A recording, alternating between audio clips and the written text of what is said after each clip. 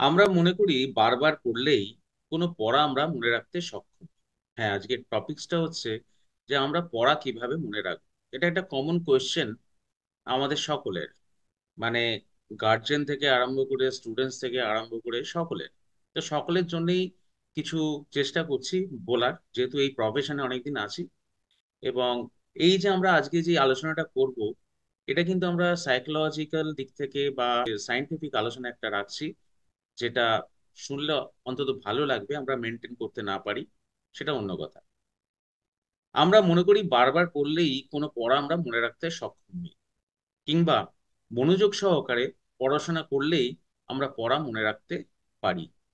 কিন্তু আমি বলবো না, সেটা করলে পড়া মুখস্থ রাখা কিন্তু যায় না। তার আগে জানা দরকার যে মুখস্থ বলতে আমরা কি বুঝি। মুখস্থ হলো কোনো তত্ত্বকে জানা, স্মৃতির মধ্যে সেই তত্ত্বকে জমিয়ে রাখা, সেই ইনফরমেশনকে জমিয়ে রাখা, এবং পরবর্তী সময় ওই তথ্যকে প্রয়োজনে, মানে পরীক্ষার প্রয়োজনেই বলা হয়, প্রয়োজনে উপস্থাপন করা। এর নাম হলো কি না মুখস্থ। তাহলে মুখস্থর তিনটে স্তর। একটা হচ্ছে তথ্যকে জানা, মানে তুমি যেটা রিড করছো বা যেটা তুমি পড়ছো সেটাকে তোমাকে জানতে হবে, এবং তার মাধ্যমে তুমি স্মৃতিতে সেই তথ্যটাকে জমিয়ে রাখবে, এবং পরবর্তী সময় সেই ইনফরমেশনটাকে তোমাকে উপস্থাপন করতে হবে সময় মতো। এই পুরো প্রসেসটার নাম বা পুরো প্রক্রিয়াটাই হলো কিনা মুখস্থ। এবং এই যে পুরো প্রক্রিয়াটা, এই পুরো প্রক্রিয়াটা সম্পাদন করতে হলে যা দরকার সেটা হলো তথ্যগুলোকে স্মৃতিশক্তির মাধ্যমে ঠিকঠাক ভাবে এনকোডিং করা বা লিখে রাখা। স্মৃতিশক্তিতে তোমাকে লিখে রাখতে হবে, মানে সেটাকে বলা হয় স্মৃতির মাধ্যমে সেটা এনকোডিং করা। আর এই এনকোডিং করার প্রাথমিক 4 থেকে 5টা ধাপ আমি এখন বলবো, আরো বেশিও হতে পারে। যাই হোক, দেখা যাক। মোটামুটি ভাবে 4 থেকে 5টা, বড় জোর 6টা ধাপ আমি এখন তোমাদের বলছি। দেখো, প্রথম ধাপ হলো, যেটা তোমরা সবাই জানো, তাই এই একদম সহজ ধাপটা দিয়ে আমি শুরু করি। প্রথম ধাপ হলো পর্যাপ্ত রাতের ঘুম। কারণ রাতের ঘুম পাড়ে সারাদিন যা যা আমরা তথ্য সংগ্রহ করেছি, যা যা পড়েছি, সেগুলোর সংকেতের আকারে স্মৃতির মধ্যে লিখে রাখতে, যাকে আমরা এনকোডিং বলে থাকি। দিনে যেটা আমাদের স্মৃতি করতে সক্ষম হয় না, তার জন্য আমরা দেখি রাতে পড়লে মনে থাকার একটা সম্ভাবনা বেড়ে যায় বলে আমরা মনে করি, কারণ পরের দিন পরীক্ষা, আজকে রাতে পড়ব। যদিও না ঘুমিয়ে অধ্যয়ন করলে সেটা স্মৃতিতে দীর্ঘস্থায়ী কিন্তু হয় না।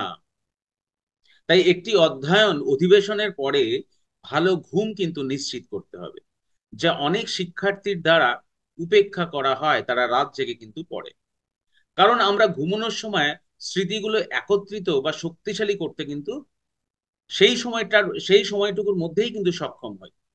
কিশোরদের প্রতিদিন 9 ঘন্টা ঘুমানো উচিত, কারণ এটি স্মৃতিশক্তি শক্তিশালী করতে সাহায্য করে। তখন তোমাদের মনে প্রশ্ন আসতে পারে যে তাহলে কেন আমরা রাত জেগে পড়ি, পরের দিন পরীক্ষা দিতে চাই, পরীক্ষাতে আমরা মনে থাকে। শর্ট টার্ম, আমি বললাম না যে ওই যে একটা টাইম ফ্রেম করে নিচ্ছ, যে কোনো জিনিসে যদি আমরা একটা টাইম বেঁধে নিই যে ওই টাইমের মধ্যে আমাকে প্রিপারেশন করতে হবে, তার মানে ওখানে তোমার কিন্তু একাগ্রতা, কনসেন্ট্রেশন, ডেডিকেশন অনেক বেড়ে যায়। সেই জন্য কিন্তু পরের দিন পরীক্ষা অবধি তোমাদের মনে থাকছে, কিন্তু পরীক্ষার পরে 24 ঘন্টার বেশি কিন্তু সেই ইনফরমেশনটা তোমাদের মেমোরিতে কিন্তু স্থায়ী হবে না। দ্বিতীয় ধাপ হলো সব ইন্দ্রিয়গুলোকে যদি একসাথে কাজে লাগানো যায়। আমি তো প্রথম ধাপ বললাম ঘুম, দ্বিতীয় ধাপ হচ্ছে সব কটা ইন্দ্রিয় গুলোকে একসাথে কাজে লাগানো। দেখো, শশাকে আমরা কিভাবে মনে রাখি? তার স্বাদ, তার আকার, তার স্পর্শ, তার গন্ধে।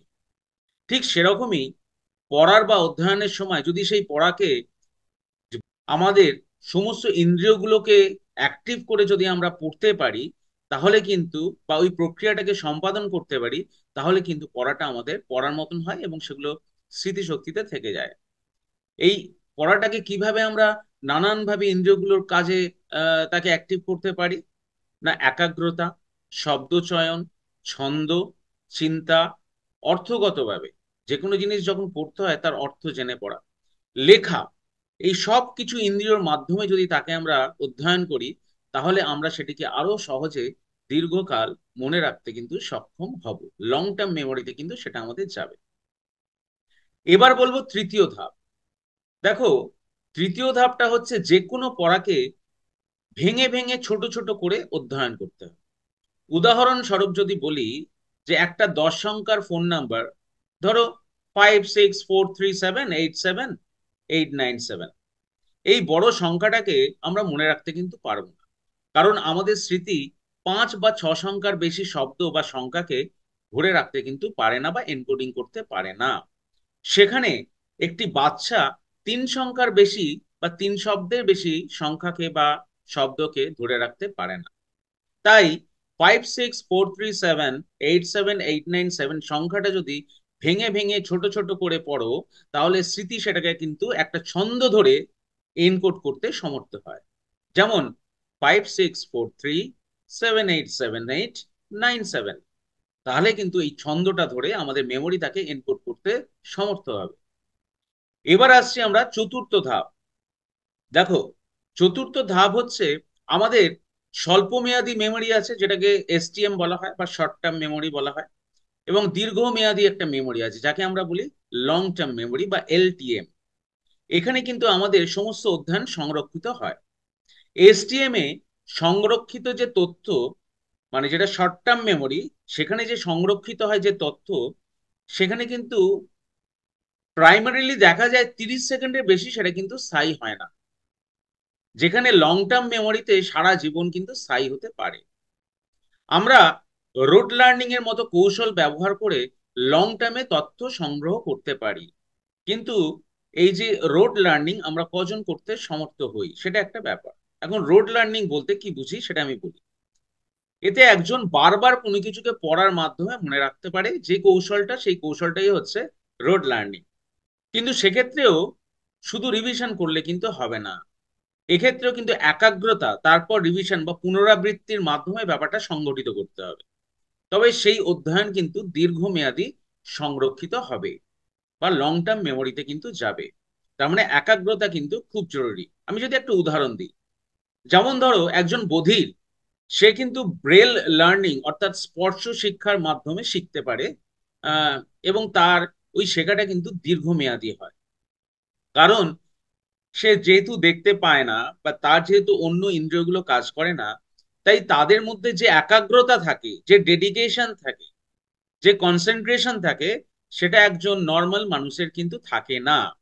তাই একাগ্রতা না থাকলে রোড লার্নিং করেও বা রিভিশন বা পুনরাবৃত্তি করলেও কিন্তু এ ধরনের ফল, এ ধরনের কোনো সুফল কিন্তু পাওয়া যায় না। এরপর আমরা পঞ্চম ধাপটি নিয়ে আলোচনা করব। দেখো, পঞ্চম ধাপটি হলো যুক্ত সংকেত ব্যবহার করে সংরক্ষিত তথ্যের টুকরো পুনরুদ্ধার করতে হবে। যুক্ত সংকেত মানে যেটাকে আমরা অনেক সময় বলে থাকি সিনোনিমাল ওয়ার্ড। ধরো, কোনো লাইনকে মনে রাখতে হলে যুক্ত সংকেত ব্যবহার, যাকে আমরা বলে থাকি, যাকে আমরা ইংলিশে বলে থাকি সমার্থক কোনো একটি বা দুটি শব্দ, ওই লাইনটাকে মনে রাখার জন্য ওই লাইনটা পড়ে যে মানেটা বুঝলাম, সেই মানেটার উপর আমরা দুটো সিনোনিমাল ওয়ার্ড বা দুটো সমার্থক মানে আমরা কিন্তু বা দুটো সমার্থক শব্দ কিন্তু আমরা মনে রাখলাম। পুরো লাইনটা কিন্তু আমরা পড়ার তালে বা মনে রাখার কিন্তু বা মুখস্থ করার কিন্তু দরকার পড়ে না। শুধু ওই দুটো সিনোনিমাল ওয়ার্ড যদি আমরা মনে রাখতে পারি, তাহলে ওকেই কিন্তু ভেঙে আমরা পরবর্তী সময় আমাদের যে অর্থবহুল যে জায়গাটা, সেটাকে আমরা প্রকাশ করতে সমর্থ হই। এরপর আসবে ষষ্ঠ ধাপ। এই ষষ্ঠ ধাপটা হলো ক্র্যামিং। সবসময় এড়িয়ে চলতে হবে ক্র্যামিং। ক্র্যামিং মানে তোমরা যেটা বোঝো সেটা হচ্ছে কি, গুঁজে দেওয়ার চেষ্টা। ঠাসা যাবে না তোমার মেমোরিতে, সবকিছু একসাথে কিন্তু স্মৃতির মধ্যে ঠাসা যাবে না। একসাথে মাথায় সবকিছু গুঁজে দেওয়ার যে চেষ্টা, সেই চেষ্টা করার চেয়ে একটা নির্দিষ্ট সময়ের মধ্যে তোমার যা যা মনে রাখা দরকার সেটা বারবার করা কিন্তু ভালো।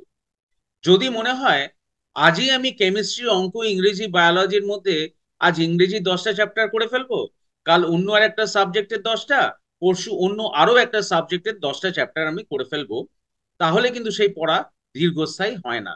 বরং আজ ইংরেজির 3টে চ্যাপ্টার করো, সাথে আজই অঙ্কর আবার 3টে চ্যাপ্টার করো, এবং আজকেই বায়োলজির 3টে চ্যাপ্টার পড়ো। তাহলে 10-এর জায়গায় একটা সাবজেক্টের 10টা চ্যাপ্টার না পড়ে ভেঙে ভেঙে তোমায় কিন্তু পড়তে হবে। তাতে সেটা কিন্তু ভালো ফল দেবে। একসাথে গোজার থেকে এই প্রক্রিয়া কিন্তু সবচাইতে ভালো। আশা করি তোমাদের ভালো লাগলো, এবং ছোট থেকে বড় সবাই যদি ঠিকঠাক ভাবে শুনে থাকো পুরো কথাটা, তাহলে অবশ্যই তোমাদের উপকার হবে, এবং ভবিষ্যতে তোমরা এই ব্যাপারগুলোকে কাজে লাগাতে পারবে। এলাম। ধন্যবাদ।